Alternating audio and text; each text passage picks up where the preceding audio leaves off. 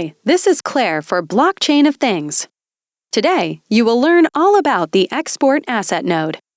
The Export Asset node deploys a smart contract to create a token that is equivalent to a Catenis smart asset on the foreign blockchain. While exporting an asset does create the equivalent of the Catenis smart asset with all of its properties, exporting an asset does not create any units of that Catenis smart asset on the foreign blockchain. It simply creates the asset type. Before any units of the asset can be transferred to the foreign blockchain, it is necessary to use the Export Asset node to create the asset type on the foreign blockchain. The same Catenis smart asset can be exported to more than one foreign blockchain provided you have enough units of that Catenis asset to migrate some units to one blockchain while migrating other units of the asset to others. For example, if you have 5 units of the XYZ smart asset, you can migrate 1 unit of XYZ to Polygon POS chain and 3 units to Binance Smart Chain.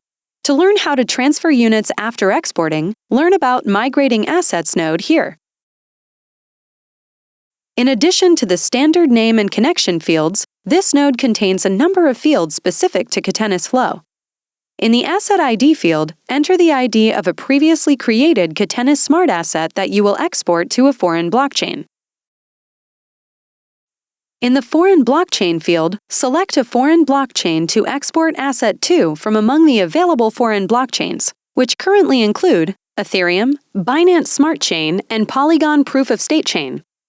When the Export Asset functionality issues a transaction on the foreign blockchain, you may choose how fast or slow this transaction will be confirmed in the Consumption Profile field. Although Blockchain of Things does not charge a fee for this transaction type, this transaction will occur on a foreign blockchain and will therefore incur a fee in that blockchain's native cryptocurrency. The fees are based on the fee market of the foreign blockchain and must be decided by the user. The fee amount is inversely related to the speed that you select, such that the fastest transaction times are the most expensive. Note that all foreign tokens deposited into this account are non-refundable. Also note that setting the consumption profile at this level overrides the consumption profile settings at the administrative dashboard on your account.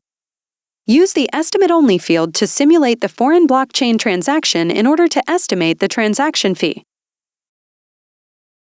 The result indicates the approximate amount of the asset needed in your administrative dashboard's Asset Export Admin account in order to complete the transaction.